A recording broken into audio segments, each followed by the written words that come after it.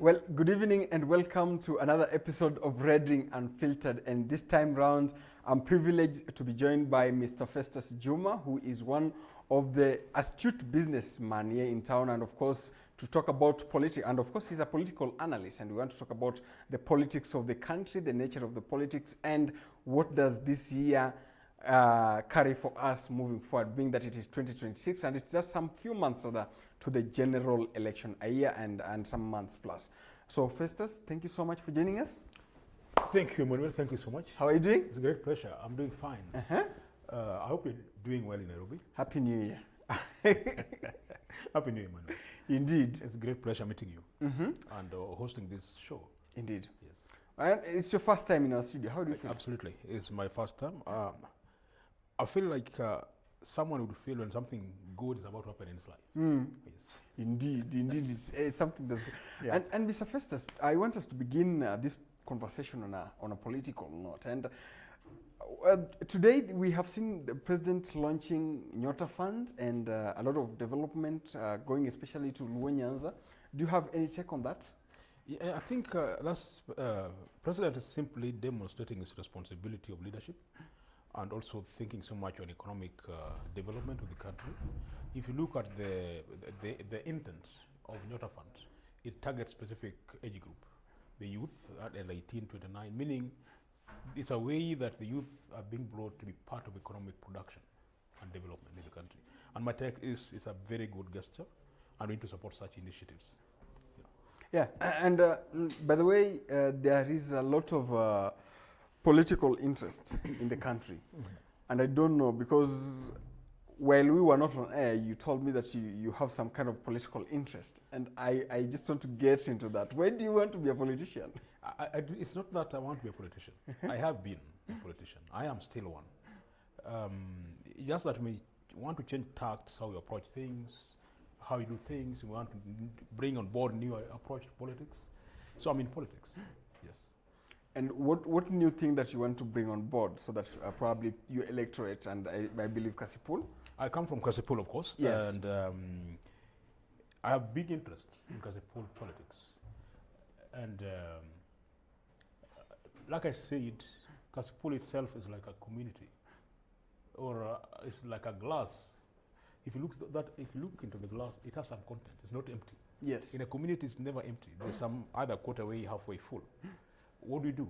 Just look at a way of adding value to what is there, and maybe changing some things a little bit, just tweaking a little bit to make life more comfortable, to make some social amenities more vibrant, and making economic sense, and changing some things that will move life from where it is today to a better level. Yeah. And Kasipul has a history of violence, eh?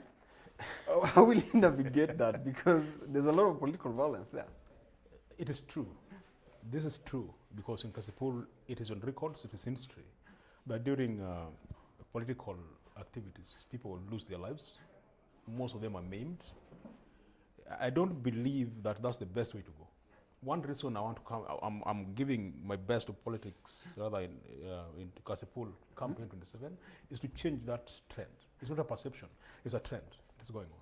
We need to bring on board and make people in Kasipul believe that there can be sober politics, there can be public open debate between contestants, that people can agree on ideologies and also differ in ideologies. But at the end of the day, they can shake hands. People can run for elections, definitely one can win, but even the losers can come and speak tall and say, we did it. But then you have won the elections without necessarily working with a weapon, without necessarily stoning each other, without necessarily being vulgar and abusing others. I want a way that we can do politics as a way of expressing our interest and our ideologies to the people to listen. Then they can vote based on their ideologies, not based on how many people you can kill, or you can maim, or you can abuse. So my main interest is, and this is not individual undertaking, how best can I approach the community? So then one, they own that peaceful, sober political approach, it's a process. Once you start from the grassroots, they understand the nature and the need. Then we actualize that. So it is something that I want to walk through as a community to change the political perception, to change the political approach, and make it more mature and sober. Oh, that's a nice observation. And Kasipul is part of Luo Nyanza, and The dominant party in Luo-Nyanza is ODM. Save we have numerous parties here and there, but the dominant one, truth be told, is ODM. Are you looking to get into ODM, or you have other parties that you're looking into? There are two things here. One, Yes. it is true that ODM party, and listen to this tense, Yes. it was a dominant party. Or was? It is not. It was Okay. a dominant party. Currently, as we speak, there are several political parties getting roots. Others have set roots already in Nyanza. We just had by-elections in Kasipul. We had ODM on board. We had MDG on board. UDA was there, though silent. Yes.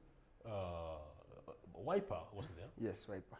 It means Nyanza currently is becoming a multi-party state, or a multi-party region, so to speak. Unlike before, when it was a single-party thing. And therefore, ODM called for the shots, whether you are good or bad. There was no measure, there was no standard of choosing someone. It would depend on how loyal you are to the party, how much you can call for the party. And that really killed the leadership in Nyanza. Yes. But are you looking into getting into ODM, or you're getting into another, for example? Of course, I'm not in ODM, therefore I cannot run on ODM ticket. Yes. So I am going to run on a UDA ticket, because I'm a member of UDA. It's only right that you run on a ticket of a party to which you belong. Yes. Because you're a member there. Yes. And allow me to ask you this, because ODM recently has been pushing for zoning. Simply put, that wherever they have dominance, then other parties that they are in with some kind of a working arrangement does not fill candidates there. And one of those parties is UDA. So I don't know, how will you navigate that? Let me first of all define that move that ODM is moving. Yes. You know, ODM is kind of telling people publicly and expressing their fear that if these other candidates or these other parties can field candidates, we are going to lose. Because if they are strong enough and confident of their performance, confident in their electorates, and they believe in themselves, they'll say, come over, we are going to compete. Then they take the pride in the sense that they competed fairly and won the elections.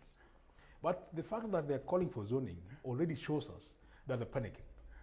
If the field is left neutral, they know they'll not make it. So the only thing is they're pushing to have dominance and to have some kind of reduced competitive levels that they can walk through. And I don't think people of Nyanza are willing to go that direction. We have gone that direction in the past, and we know the results. We have elected leaders on the basis of our party. And we've known what our party meaning has resulted into in terms of our development sphere.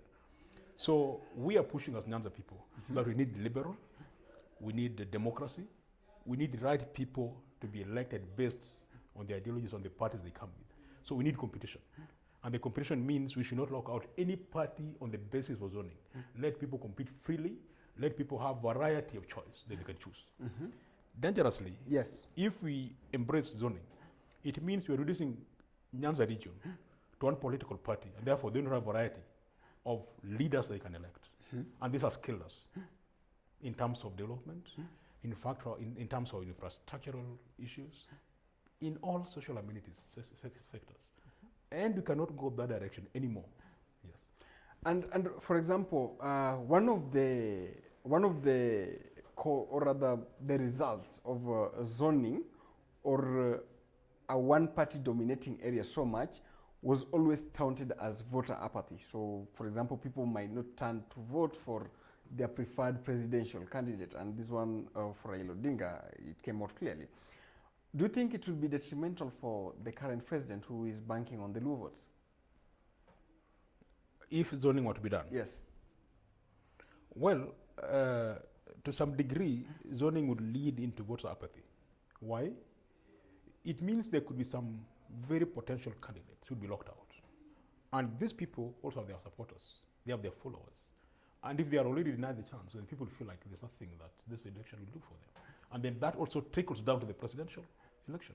Because if they don't vote the MP, you don't vote the MCA, automatically you don't vote the president. And therefore the president also loses out in that. Which is why it is important to make it very neutral and open. Listen to this. In Nyanza, where we are today, Yes. I think we don't care the color of the card.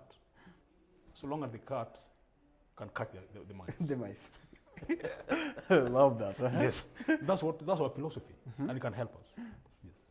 And what is it? What makes you think that you're the best person to represent the Kasipuls, members of Kasipul in the National Assembly? I don't think I know I'm the best candidate in Kasipul. This is why. I have a background of Kasipul. I worked in Kasipul as a constituency manager for 5 years, and I was in charge of the entire constituency. I know the platforms on which we succeeded. I know the ideologies that we had. I know the objectives and the priorities of Kasipul, because I worked in that office and we delivered. I worked together with my political mentor, Honorable Magwanga, and we delivered. I'm just sorry that 2017, 2022, I was not able to run because I was doing some other things that I need to do as a human being. And therefore, that has led Kasipul to go astray. Even the escalation of war is because there's no good leadership. And this is why I'm coming on board, because I have that kind of background. And I have lived in Kasipul since I was born. I understand them clearly. I'm not being brought from town to go and run for election. I was born in Kasipul. I went to school in Kasipul. I work in Kasipul. I'll be retiring in Kasipul. I'll only come to Nairobi to work here because they'll send me to come and represent them. In the parliament. In the parliament. Otherwise, I'm theirs. I know everything they go through. I know how we can go out without food. If they talk about it, I understand, because I've been there. I know that some of them go without water, but even if you have water today, in most cases, they're not of the right quality that we need. What we do, that's why I talked of, it's not that Kasipul is empty with no resources. We have. But how do we make these resources more consumable, more value add, more, user-friendly? Yes. And moving forward, there's a lot of political talks, or rather, not a merger per se, but a working agreement in place between UDA, your party, which you support, and you say you're running in that party, and ODM. But people, there are some jitters, especially in the UDA. For example, there was someone who asked the president that, you know what, even if you're getting into this merger, please consider us your children. What is not happening? Most merger come with their aftermath. You see, when merger comes, it means the existing group is here, then another group comes on board. When they come on board, they also come with some kind of, let me call them demands. Yes. Things that have to be met, so that this merger becomes a merger. They can be into sync. When that happens, others will have to be shaken out. And everyone wants status quo. No one wants to lose his position to others coming in. So this is why you see there's some kind of jitters, because there's the fear of the unknown. What happens when so and so gets in? Will I still be the same valuable person here, or will I lose my value? Am I going to be replaced for the interest of this merger or not? So that fear of the unknown is the main cause of the jitteries. Yeah. You see, when the former president retired, Uhuru Kenyatta started working with Raila Odinga, the now current president, then deputy, felt a little bit sidelined. You understand? And some people think that if that were the case, then there will be a lot of shake-ups and people will feel like, they are not in the right position, And this one brings me to the people, UDA affiliated individuals, especially from Luo Nyanza. How will you feel? We should first of all look at the intent of every merger. Why do we merge? Why do we have that purpose? Because for political parties to merge, there must be something in common they want to achieve. Yes. If that which they want to achieve has economic sense or peaceful sense, or it makes sense in any level to the country, then that's the moment now the state becomes more important than individual. Then you can sacrifice some things. But if people want to merge just for friendship, which I don't think is the case, it doesn't make sense. So we want to believe that every merger is supported by objectives. And the objective should be the interest of the entire state. Exactly. Yeah. That's true. And moving forward, and I want us to discuss about the ODM party because it's the most dominant party. There's some jitters. The most dominant in Kenya or in Nyanza? Okay, it's more dominant, and you said it was dominant at the time. I don't know how that one is true, how true is that. Yes. But we have seen jitters of a simmering division in that party. Is it good or bad? Well, it is both good and bad. It's good in this sense. Okay. it's for the first time that ODM members can now speak freely and speak their mind. And they can bring out their ideological differences. That's a sign of maturity and democracy.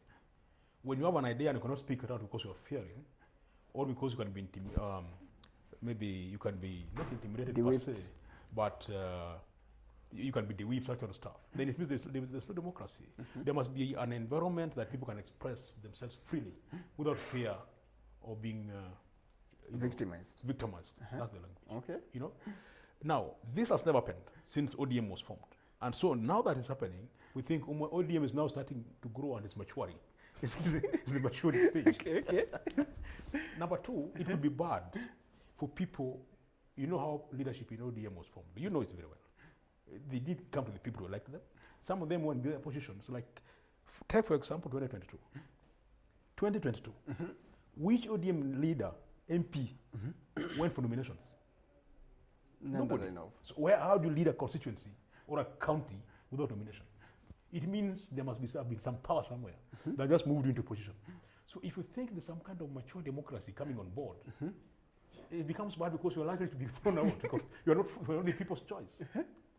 Those who are elected by the people are very comfortable. And they can say, let us go back to the National Delegate Conference because they know the power is with the people. And they went through the people, and therefore those people still have confidence in them. They'll come back. And the reverse is true. Yes. Some people don't want the National Delegate Conference. Of course, yes. They know the verdicts.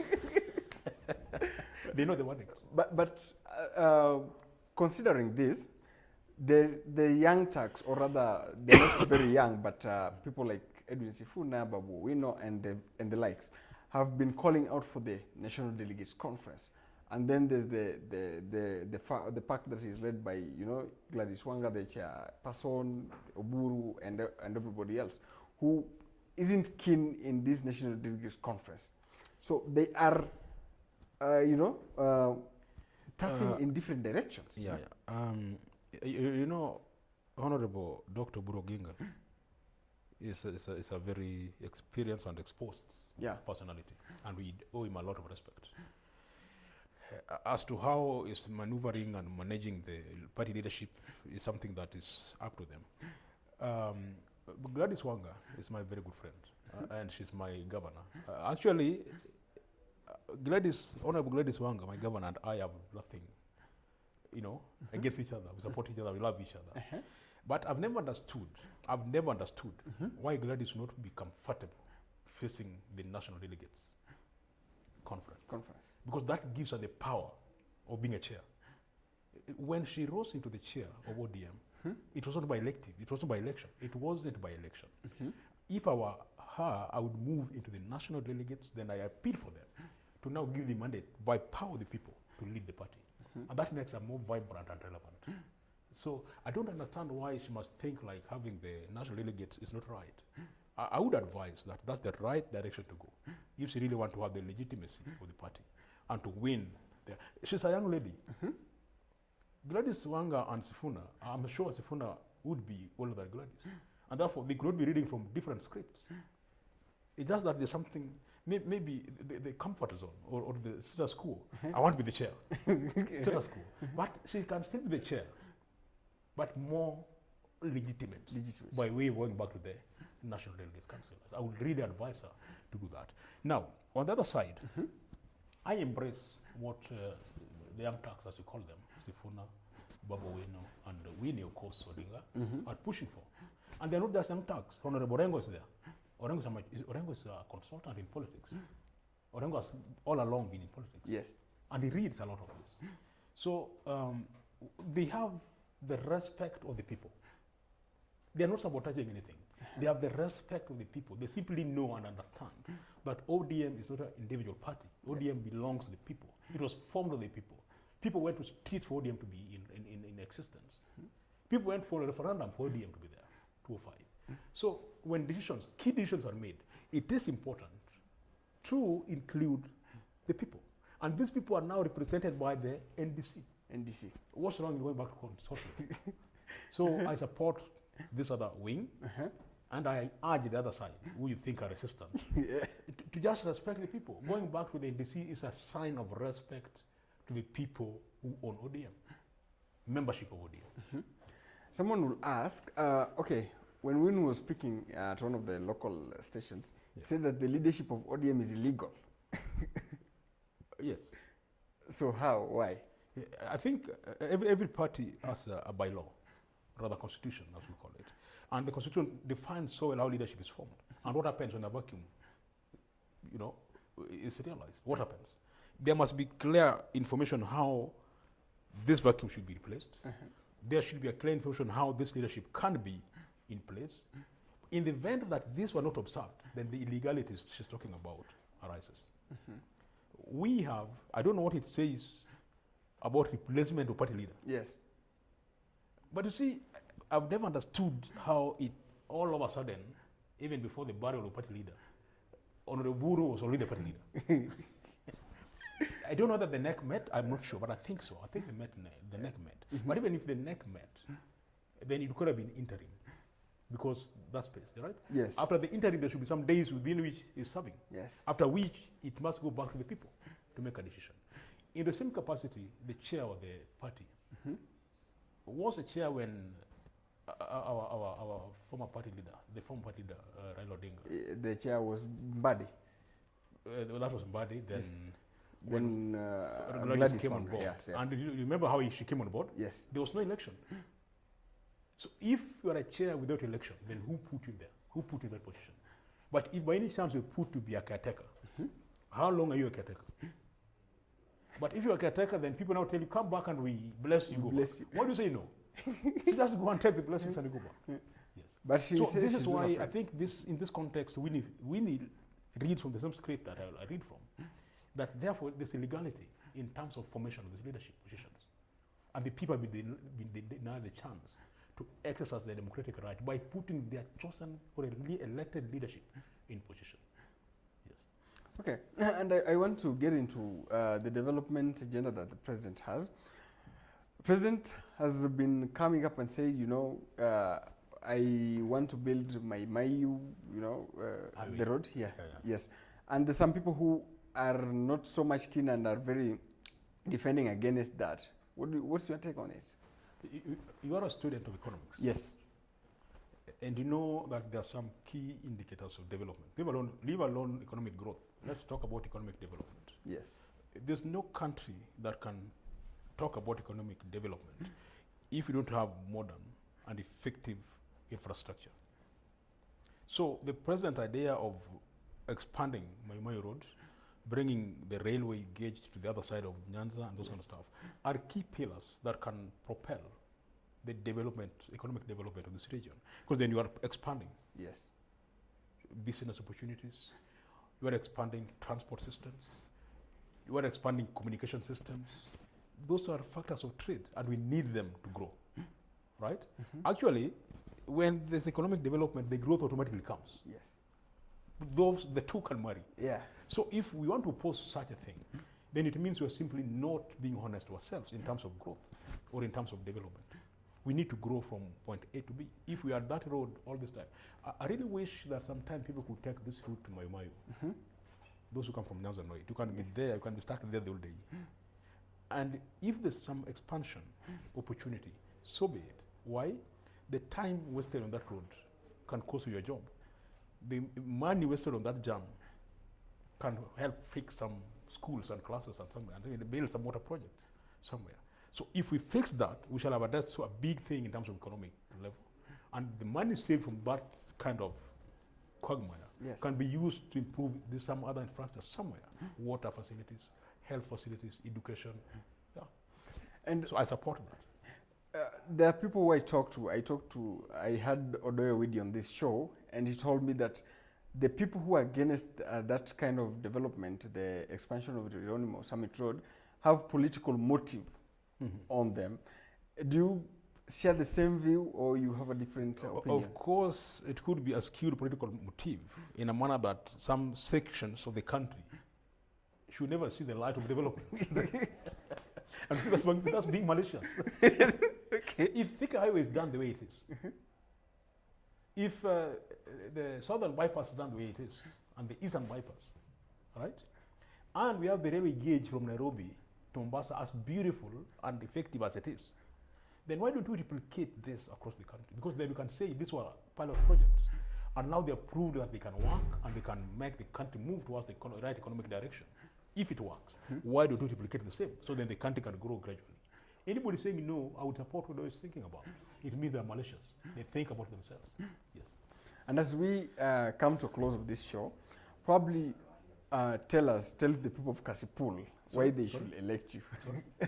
As we come to the end of the show, Yeah. probably tell the people of Kasipul why they should elect you. You know, there's something called originality. Yes. And Kasipul people need to be very original and very sincere with themselves. Yes. One thing I've said that I have the background of Kasipul. I've never lived out of Kasipul, and therefore understand and share with them the predicaments they go through. Number two, I'm bringing on board very genuine and sincere leadership that I know they'll embrace. How? It is people-led. It is inclusive. It is owned by the constituents.